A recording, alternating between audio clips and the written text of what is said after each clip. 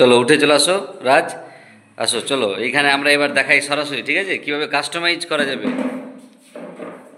যেমনটা প্রথমে বললাম,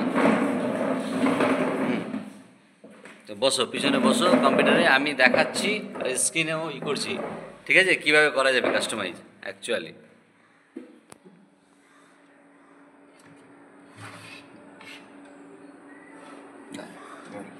শুধু স্ক্রিনটাই, হ্যাঁ তাহলে দেখো এবার, দেখো রইমুল 3টা করেছে, তার আগে একটা জিনিস করা দরকার, যেটা হলো যে এখানে স্পেলিং ভুল করেছো, যেগুলো ঠিক করে নেবে, ঠিক আছে। ব্লাডের তোমরা ধরো যে আমরা স্কুলের নাম লিখবো, এই তো স্কুলের নামটা লেখে নি, এই জায়গাটার এর উপরে লিখবো, আমরা এই 1 নাম্বারটাকে সিলেক্ট করলাম, কন্ট্রোল প্রেস করে প্লাস করলাম, একটা ঘর উপরে চলে গেল। এবার এখানে আমরা স্কুলের নাম লিখে দেবো, কী ছিল, CSI, তাই তো, ঠিক কি না, হ্যাঁ বা না বলো, ছিল। এই অবধি সিলেক্ট করলাম, মার্জিন সেন্টারে ক্লিক করলাম, মিডিলে চলে আসলো। এবার এটাকে আমরা লেখাটাকে এই বড় এসে করে বড় করে নেব, ঠিক আছে।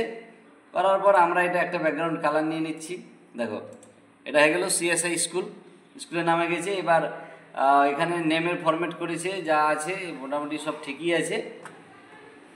এখানে 3 নাম্বারটা ফাঁকা রেখেছে, কন্ট্রোল মাইনাস করে নেবো, আমরা ফাঁকা দেবো না, এখানে এটাকে ফাঁকা করেছে, কন্ট্রোল মাইনাস করে নেবো, এটাকে আমরা কন্ট্রোল মাইনাস করে নেবো, মানে ডিলিট করে দেবো। দেখো এবার কিন্তু মোটামুটি চলে এসছে, ঠিক আছে। আমরা গ্রামের নাম দিয়ে দিই, অ্যাড্রেস দিয়ে দিলাম, মোবাইল নাম্বার, এগুলো একটা আমরা আনুমানিক দিচ্ছি, ঠিক আছে।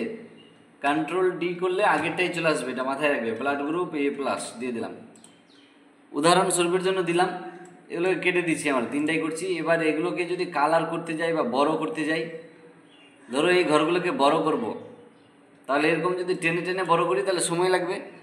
একসঙ্গে যদি বড় করতে চাই, এই 3টাকে আমরা সিলেক্ট করব, করার পর ফরম্যাটে আসব, রো হাইটে ক্লিক করব, এখানে 15 জায়গায় আমরা 30 করে দেবো, ডবল ঘরকে বড় করে নিলাম, আছে তো। এটাকেও আমরা একটু এরকম বড় করে নিলাম, সমান করে দেবো সবগুলাকে। আর এইখান থেকে আমরা এই এই মিডিলে আর এই মিডিলে যেন হয়, এবার ক্লিক করে সমান করে নেব, ওকে। উপরের যেহেতু এটা হেডিং, সেটাকে আমরা মোটা করব একটু, কন্ট্রোল V করে মোটা করলাম। চাইলে আমরা কালার চেঞ্জ করতেই পারি, ঠিক কি না। এখান থেকে ক্লিক করে আমরা বর্ডার নিয়ে নিলাম, ওকে।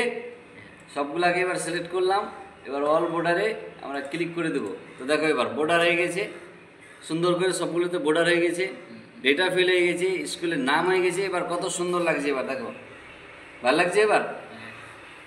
তাহলে 3টা স্টুডেন্টের নাম, তার ফরম্যাট, স্কুলের নাম এবং তাদের ডেটা, আমরা চাইলে এগুলোও কালার করতে পারি, পারি কি না, করতে পারি। এখানে কালারে গিয়ে আমরা এইখানে কালার করতেই পারি, এগুলো দেখো অনেক ধরনের কালার আছে, দেখো। তাহলে এইভাবে আমাদেরকে কাস্টমাইজ করতে হবে কালারগুলো, বুঝতে পেরেছো, বোঝা গেছে। দেখো বাকি দুটা তোমরা করবে এবার, বা 5 জনের ফিল করো, আর এরকম সুন্দর করে ব্যাকগ্রাউন্ড কালার, স্কুলের নাম আগে, এই বর্ডার করবে, কালার করবে, সমস্ত কিছু করবে, ঠিক আছে। চলো তাহলে করো এবার।